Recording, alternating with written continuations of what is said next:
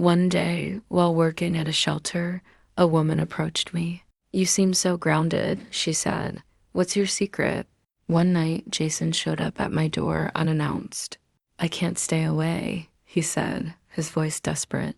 Then there's Jason, our neighbor. He's charming, confident, and always seemed to have a way with people.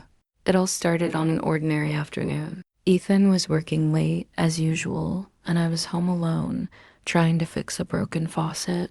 Jason came over, offering to help. "Need a hand?" he asked, his voice friendly, but carrying a subtle edge of playfulness. I hesitated, but then nodded. "Sure, that would be great," I said, stepping aside to let him in. As he worked on the faucet, we talked. He asked about my day, my interests, and for the first time in years, I felt truly seen. When he finished, he smiled and said, "You should call me if you ever need help again." His eyes lingered on mine for a moment too long. That night, I couldn't stop thinking about him. His smile, his confidence, it was a spark I hadn't felt in years.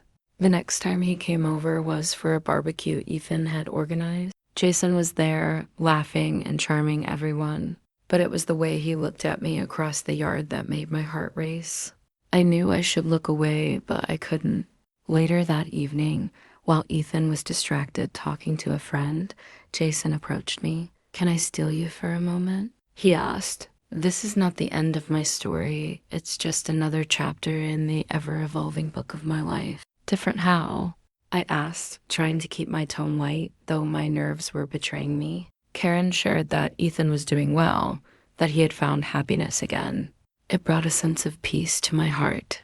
We stood there in silence for a moment, the air between us thick with tension. Then Ethan called my name, breaking the spell. I returned to the party, trying to act as if nothing had happened, but something happened, and I couldn't ignore it. From that day on, Jason and I exchanged stolen glances, subtle touches, and words that carried hidden meanings. It wasn't long before those moments turned into something more, a kiss in his garage while Ethan was at work. "Are we really doing this?" I whispered, my hands trembling as they rested on his chest. He nodded, his eyes intense. "I think we've both wanted this for a while," he said, pulling me closer. Our kiss deepened, and for the first time in years, I felt truly desired. It was intoxicating and terrifying all at once. I waited until Ethan drove away before leaving, that the encounter left me shaken. The risk was becoming too real. But the very next day, Jason texted me. "I can't stop thinking about you." The message read. Neither could I. His words lingered in my mind, and before I knew it, I was replying, "Me neither." From there, our affair escalated. Secret lunches, hurried phone calls, and stolen moments whenever we could find them. One afternoon, Ethan came home earlier than expected. Jason and I were in the backyard, sitting a little too close. "Hey, what's going on?" Ethan asked, his eyes narrowing slightly as he looked between us. "Nothing, just chatting about the garden," I said quickly, my heart pounding in my chest. Jason played it cool, standing up and brushing off his jeans. "Yeah, just giving her some tips on the roses." Ethan didn't say much, but his lingering glance made me uneasy. For days after, I couldn't shake the fear that he suspected something. Despite the risk, Jason and I couldn't stay away from each other. The thrill of it all was too addictive. One evening, Jason invited me over while his wife was out of town. Just for a drink, he promised. But as soon as I stepped inside, I knew it wouldn't stop there. The way he looked at me made my resolve crumble. We ended up in his living room, the air between us charged with electricity. "This feels so wrong," I whispered. "But it feels so right," he replied, his hands cupping my face as he kissed me deeply. That night was a blur of passion and guilt, and by the time I left, I felt like a different person. The affair continued, and each time, it became harder to hide. Ethan began asking more questions, watching me more closely. "Is everything okay?" he asked one evening as we sat down for dinner. "You've seemed distracted lately." I forced a smile. "Just busy with errands and things around the house," I said, hoping he would believe me. But deep down, I knew the walls were closing in. How long could we keep this up before everything fell apart? Jason and I began to grow more reckless. The excitement of secrecy made us careless. One afternoon, as I was leaving his house, I noticed Ethan's car parked down the street. My heart stopped. I quickly ducked back inside. "Ethan's here," I whispered, panic in my voice. Jason frowned, looking out the window. We promised ourselves it would only happen once, that we would go back to normal after that moment. "He must be visiting someone nearby," Jason said, trying to calm me. But my mind was racing with fear. That evening, Ethan seemed distant. "Is something wrong?" I asked, trying to sound casual. He hesitated before responding. "I feel like you've been hiding something," he said, his eyes searching mine.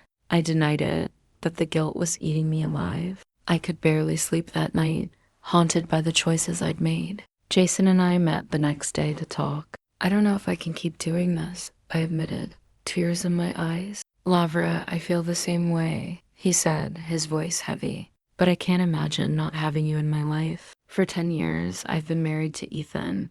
Our life together has been comfortable, predictable, routine. We decided to take a step back, to give ourselves space, but it didn't last long. The pull between us was too strong.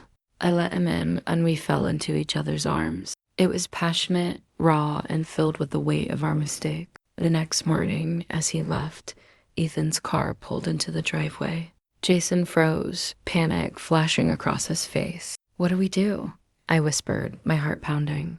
Jason quickly slipped out the back door as Ethan walked in. Ethan looked at me, his expression unreadable. "Who was that?" he asked, his tone sharp. "No one," I lied, but the look in his eyes told me he didn't believe me. The tension in the room was suffocating. That night, Ethan confronted me. "Are you cheating on me?" he asked, his voice trembling with anger and hurt. As the years passed, I expanded my work, traveling to different cities to speak and connect with diverse communities. Ethan's face fell. "With who?" he demanded. When I told him it was Jason, his expression turned to one of disbelief. "My own neighbor?" he said, his voice breaking. "How could you do this to me, to us?" I had no answers, only apologies. But apologies weren't enough to repair the damage I had caused. Ethan packed a bag that night and left, slamming the door behind him. The sound echoed in my chest like a final blow. Jason tried to comfort me in the days that followed, but our connection began to feel like a hollow echo of what it once was. Eventually, I realized that I had lost everything that truly mattered: my marriage, my stability, and myself. To anyone listening, I hope my story serves as a warning. Temptation is fleeting, but the consequences are lasting. And now, all I can do is pick up the pieces and try to rebuild, one day at a time. The days following Ethan's departure were some of the loneliest I had ever experienced. To those who've walked this journey with me, thank you. Your stories, your words, and your kindness have meant the world. And while the past may leave scars, it also leaves lessons. Lessons that can guide you toward a brighter tomorrow. I thought about the first time Jason smiled at me, the thrill of our secret meetings, and the guilt that followed each encounter. I knew I had to make things right, not for Jason, not even for Ethan, but for myself. I started therapy, hoping to understand why I had risked everything for something so fleeting. My therapist helped me uncover parts of myself I had buried: my insecurities, my unmet needs, my longing to feel alive. Through the sessions, I began to see that the affair wasn't about Jason. It was about me and the parts of myself I had lost. Months went by, and I slowly started to rebuild. I focused on work, took up painting, and reconnected with old friends. Jason eventually moved away. I never saw him again, but a part of me was relieved. It was time to close that chapter. Ethan, however, remained a constant presence in my thoughts. I often wondered if he was happier without me. One day, I decided to write him a letter, not to win him back, but to apologize and take responsibility for my actions. I poured my heart onto the pages, admitting my mistakes and expressing my regret. Then I sent it, unsure if he would respond. Weeks went by without a word, and I accepted that he might never forgive me. It was a consequence I had to live with. Then, one evening, I heard a knock at the door. When I opened it, Ethan was standing there, holding my letter. "I read it," he said simply. His face was calm, but his eyes held a mix of emotions I couldn't decipher. Thank you for being honest, he continued. I don't know if I can forgive you, but I needed to hear this. I nodded, tears streaming down my face. I understand, I said. I just wanted you to know how sorry I am. We stood there in silence for a moment before he added, Take care of yourself, Laura. Then he walked away. That was the last time I saw him. It wasn't closure in the traditional sense, but it was enough for me to move forward. A year after I last saw Ethan, I was invited to speak at a conference about resilience and overcoming personal challenges. To anyone listening, know this: mistakes don't define you. What you do after those mistakes is what truly matters. I've rebuilt my life piece by piece, and while I still carry the scars of my choices, I've found peace. And though I can never undo the hurt I caused, I've made a promise to myself to live with honesty and intention. Because in the end, life isn't about being perfect. It's about learning, growing, and becoming better. And that's what I hope my story can inspire in you. A reminder that it's never too late to start again. As the years passed, I continued to reflect on everything I had learned from that chapter of my life. I found new ways to grow, to challenge myself, and to embrace the person I was becoming. I started traveling alone, visiting places I had always dreamed of but never dared to explore. Each trip felt like a step toward reclaiming my independence and discovering the strength I didn't know I had.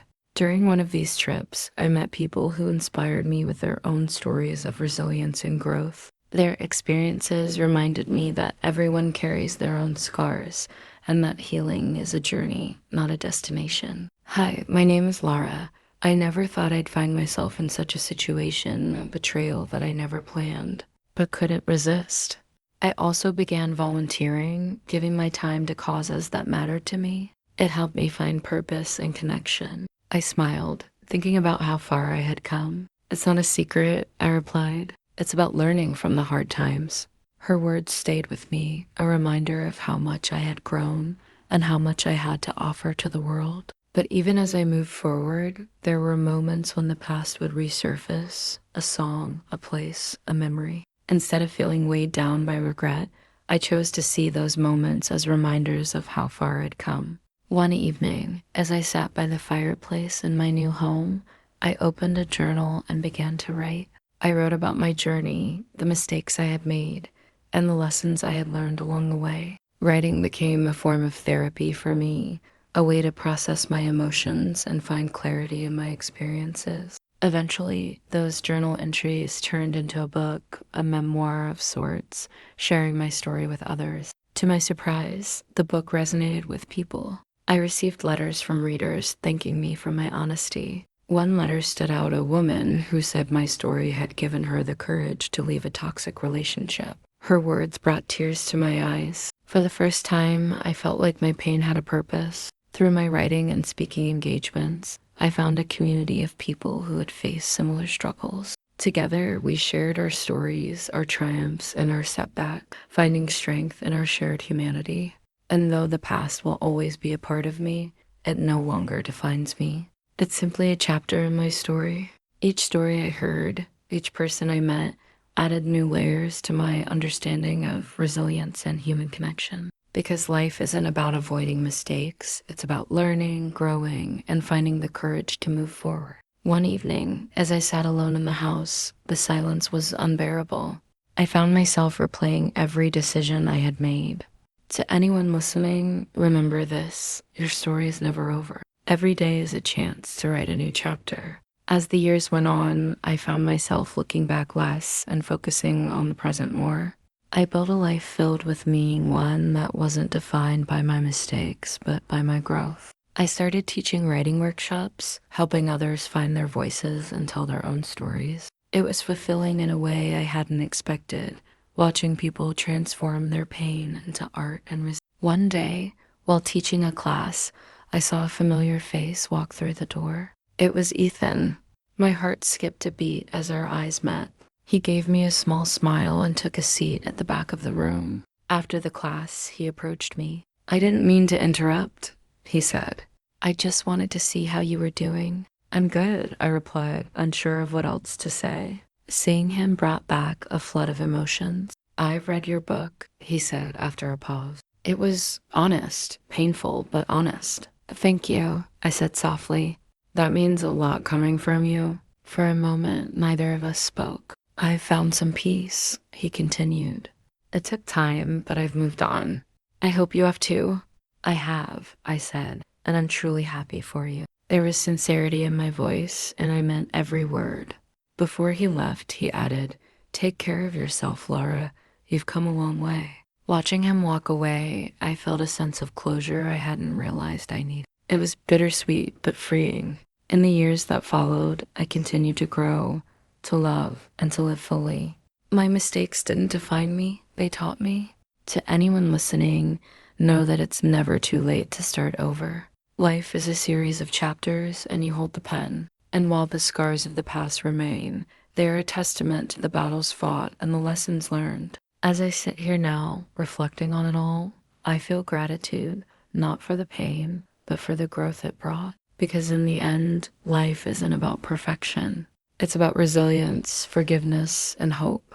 And that's what I wish for you, to find your strength, to write your story, and to live with intention. This is my story, and I hope it inspires you to create a brighter chapter in your own life. Now, years later, I've learned to forgive myself. It wasn't easy, but it was necessary for my own healing. But life, as always, had more surprises in store for me. Growth is not a straight path. It's full of twists and turns. Standing in front of a room full of strangers, I shared my journey raw, unfiltered, and unafraid. After my speech, a man approached me. He introduced himself as David, a therapist specializing in relationship recovery. "I found your story incredibly moving," he said. "You've captured something that many of my clients struggle with." We talked for hours that evening, exchanging thoughts about healing, growth, and the human capacity for change. David's perspective was refreshing. He didn't judge me for my past. Instead, he admired the strength it took to move forward. Over time, our conversations turned into friendship, and that friendship grew into something deeper. With David, I felt a sense of peace I hadn't known before. He encouraged me to embrace both my flaws and my strengths. For the first time in years, I allowed myself to love again, not out of desperation, but from a place of wholeness. Our relationship wasn't perfect, but it was honest. We communicated openly, learning from each other as we grew together. One evening, as we sat on the porch of my home, David turned to me and said, "You've come so far, Lavra." His words made me smile. "And I couldn't have done it without people like you," I replied, gratitude filling my voice. That night, as I lay in bed, I realized how much my life had changed. The pain of the past no longer held me captive. Instead, it had become a part of me, a reminder of where I'd been and how far I'd come. As the years continued to pass, David and I built a life together, one filled with love, respect, and understanding. We traveled, we laughed, and we grew side by side, proving that second chances aren't just for relationships, they're for life itself. To anyone listening, know that your story doesn't have to end in pain. It can evolve, just like you, because life isn't about the mistakes we make, it's about the choices we make afterward. And no matter where you are in your journey, there's always room to grow, to heal, and to find joy. Because life, at its core, is about connection. It's about learning from each other and finding strength in shared experiences. Together, we navigate those valleys, finding strength in each other and in the life we've built. Even as I embrace this new chapter, life continues to remind me that growth is a lifelong process. There are days when old memories resurface, and with them, a twinge of regret. But I no longer let them define me. Instead, I use those moments as opportunities to reflect on how far I've come and how much I've learned. It's not the end, it's just the beginning of a brighter, better tomorrow. David often reminds me that healing isn't linear, it's a journey full of peaks and valleys. One of the most profound lessons I've learned is the importance of forgiveness, not just for others, but for myself. Forgiving myself was the hardest part, but it was also the most liberating. It allowed me to truly move forward. Through my work, I've met so many people who are struggling with their own guilt and regret. I tell them what I've learned. You can't change the past, but you can change how it shapes your future. The story continues, and I can't wait to see what's next. Thank you, and bye for now. Looking back, I see that my journey wasn't just about redemption, it was about rediscovering myself. I've become someone I'm proud of, someone who lives with intention and purpose. To anyone listening, I hope my story reminds you that it's never too late to become who you want to be. The path may be challenging, but it's worth it, because on the other side of pain is resilience. And on the other side of regret is hope, a hope that can carry you through the darkest of days. As for me, I'm still learning, still growing, and still finding joy in the little things, because life, with all its imperfections, is a gift, and I'm determined to make the most of it. I followed him to the side of the house, my pulse quickening. "You seem different tonight," he said, his voice low. And I hope that, in some small way, it inspires you to write the next chapter of yours. As I continued writing my story, I realized how much it connected me to others in ways I never imagined. People would reach out to share their own journeys, their struggles, and their triumphs. It was humbling and inspiring. One letter stood out. A woman named Claire wrote to tell me how my words gave her the strength to rebuild her life. Her letter reminded me that no matter how broken we feel, we all have the capacity to heal and grow. It was a powerful moment for me, realizing that my pain had turned into something meaningful for others. I began hosting workshops not just about writing, but about resilience, forgiveness, and self-discovery. At one of these workshops, a young man shared his story of losing himself in the pursuit of perfection. His words struck a chord with me. I saw my own journey reflected in his struggle to find balance and peace. After the session, he approached me and said, "Thank you for showing me it's okay to not have it all figured out." His gratitude reminded me of why I started this journey in the first place, to remind others that they are not alone. I tried to deny it, but the weight of the truth was too much. "Yes," I finally admitted, tears streaming down my face. As I look to the future, I feel hopeful, knowing that I have the power to shape my own narrative. One day, I received an invitation to speak at a conference in a city where I hadn't been in years, my hometown. Returning to the place where my journey began felt surreal. It was both comforting and overwhelming. Walking through familiar streets, I reflected on the life I had once lived and the person I had become. At the conference, I shared my story once again, this time with a newfound confidence and clarity. The audience's response was overwhelming. People lined up to thank me, to share their own stories, to connect. Among them was a woman who looked vaguely familiar. As she approached, I realized it was Ethan's sister, Corinne. "I heard you were speaking here," she said with a warm smile. "I had to come see for myself." Her presence was unexpected but welcome. We talked for hours after the event, catching up on everything. "More alive," he said, his gaze holding mine. "It suits you." His words sent a shiver down my spine. As we parted ways, she said, "You've grown so much, Laura.